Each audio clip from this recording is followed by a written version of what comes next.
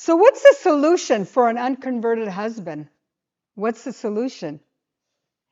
I want somebody to define the solution for me. Is it there? Who can? Tange, read it for me. An answer to a problem. That's the solution.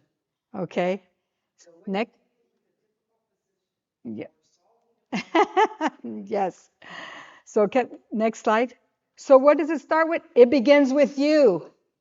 The solution begins with you. Yeah. What does the Gospel of Matthew say in chapter 17, verse 20? It says, but this kind is not cast out by prayer and fasting. Okay. What's Satan's tactic? Satan's tactic is to divide and conquer your marriage and your family. That's what his tactic is. Because then he's accomplished a lot. He takes out your husband and he ruins the family. Okay? So what is our tactic, lady? We have a tactic too. We're going to counter him, right? Wow, how? Ladies, our Catholic tactic is to unite our marriage and family through prayer and fasting. Through prayer and fasting. And then how do we pray and fast? It begins by living in a state of grace. Free from mortal sin and friendship for God. That's where it begins. So we're going to start the protocol. Okay? I'm going to start with recommendation number 1 in the protocol, living in a state of grace.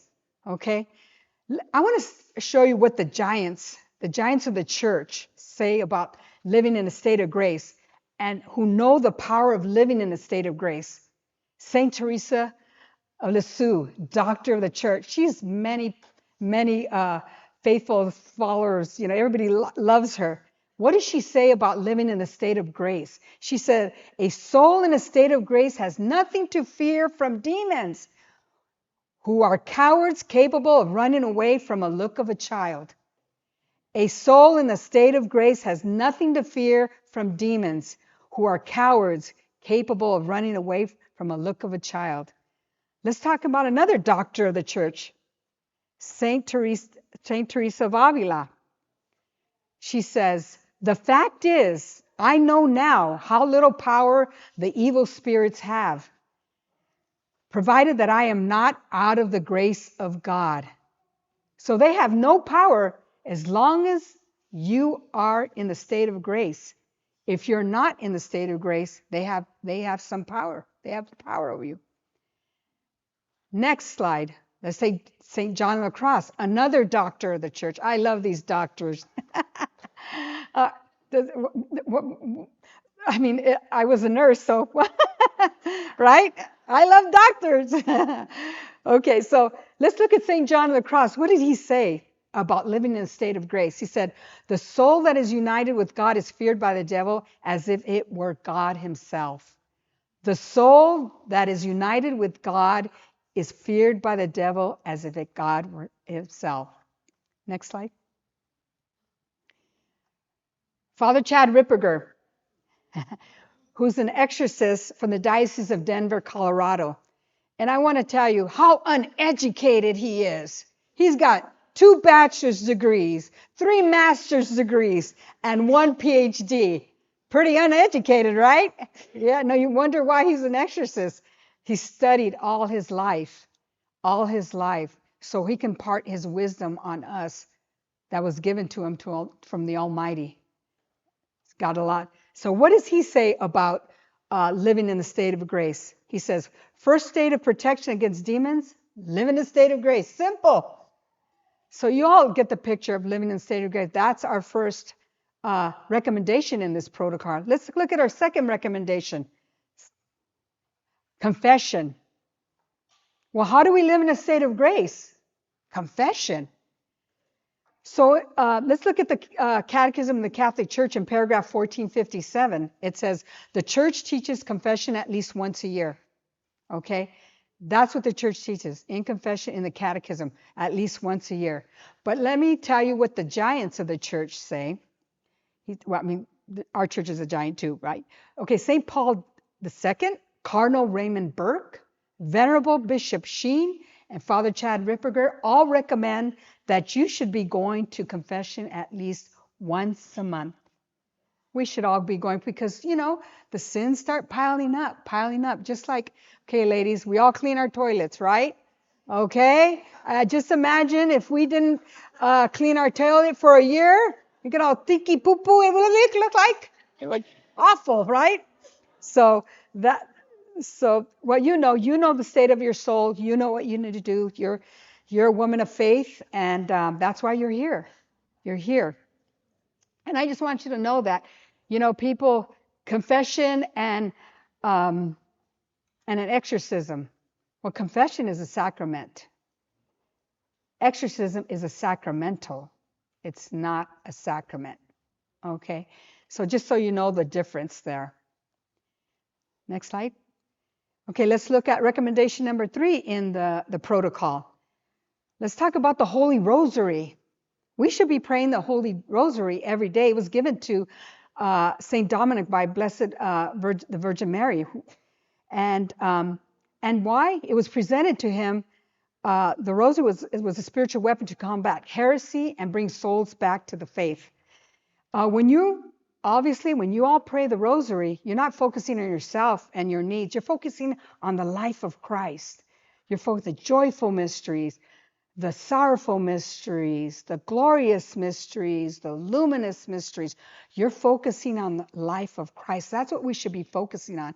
And I just want to tell you, when I pray the Rosary, I usually, I'll go just so I could keep focused, because, sometimes our minds wander, and I don't like that. I just say, my mind's just wandered. I got to get back into focus.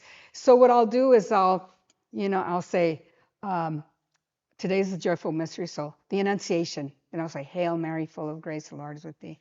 The Annunciation, Hail Mary, full of grace, the Lord is with thee.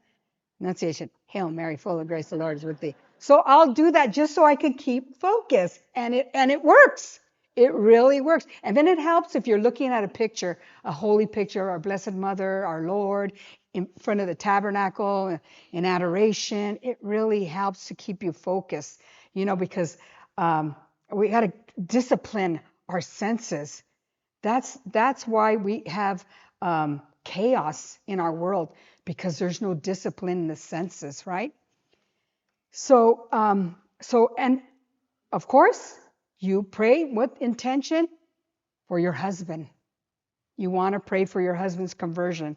And I want to focus on there's 15 promises of the Holy Rosary, and I want to focus on promise number 11. It says, "You shall obtain all you ask of me by the recitation of the Rosary." You're asking for your husband's conversion? Look at promise 11. You shall obtain all you ask of me by recitation of the Rosary. So there's 2 saints, Saint Vincent de Paul and Saint Louis de Marillac. They say before and after the mysteries, they say you can use this intention. This is I really love this intention. You can do also this intention. You say, okay, the first joyful mystery, the Annunciation. You say you want to bind your family member, your husband, to Mary's Immaculate Heart. And this is the way you do it. You go, with these beads, Mother Mary, bind my husband to your Immaculate Heart. Then you start, Hail Mary, full of grace, Hail Mary, full of grace. And then the Visitation. With these beads, Mother Mary, I bind my husband to your Immaculate Heart. Just so beautiful. That's so beautiful. And you know what? People are like, whoa, you're using that word bind, Anita. That's kind of scary. I don't understand that word. What does that word mean? Well, it comes from the Holy Bible. It's written well over 70 times. Did you know that? So the word to bind means to tie up. Katadio. Is that the word? I was asking my husband if that's pronouncing it right. It means to bind together like a prisoner in confinement. As a lay Catholic, we can do binding prayers over ourselves. Our husband can do binding prayers over himself and over us and our children. And a wife can do binding prayers for her husband and her children. And he can do binding prayers over his house, his property, because that's where he is the priest of the home. That is his authority. That's where his and her authority stops. Right there. You open the door, that's where your authority stops. Now, I can't do binding prayers going over Planned Parenthood, Family Planning Associates, the airport, Walmart, Target, my neighbor's house, my best friend's house. I can't do binding prayers over their house because I have no authority over those places. So when you enter those places, you can do binding prayers for yourself. You can pray for your protection over yourself because you have 100% authority over yourself. So you cannot do binding prayers over that is not yours. I just said that, and we know this by natural and divine law. Okay, when you step out of your lane of authority, you open yourself to diabolic retaliation. Okay, against your marriage or your children. So the demons will attack your sacrament construct that unites you to God and the fruits of the sacrament. There's a short example.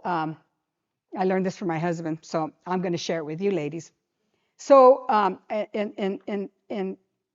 for binding, okay. So, if a cop has, for an example, if a cop has probable cause that a person has committed a crime, he has the authority to arrest that person, which means the cop will bind him or her with handcuffs. No problem. It's all legal because he has authority at that point, right?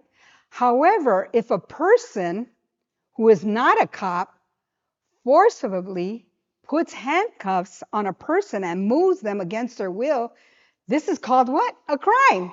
Why? The person doesn't have authority to arrest and to use force against another person, and much less to move them against their will. The person will be arrested and prosecuted for false imprisonment, battery, kidnapping, and impersonating a police officer. That's the difference of binding prayers. That's the difference. Okay? And so you remember, you only have spiritual authority over yourself. Binding prayers, your husband, your children, your husband has it over you. You can also, on our blog, Jesse's blog, jessieromero.com, it says binding prayers. There's more in depth about that. If you want to read that, you can go ahead and look that up. You can. Okay, let's look at recommendation number 4, the daily chaplet of divine mercy. Pray for your husband's conversion every day by praying the chaplet of divine mercy. The Lord told Sister Faustina in Diary 1397, it says, the prayer most pleasing to me is prayer for the conversion of sinners. Know, my daughter, that this prayer is always heard and answered. So Diary 1397, pray the chaplet of divine mercy for your husband's conversion, preferably at 3 o'clock. That's when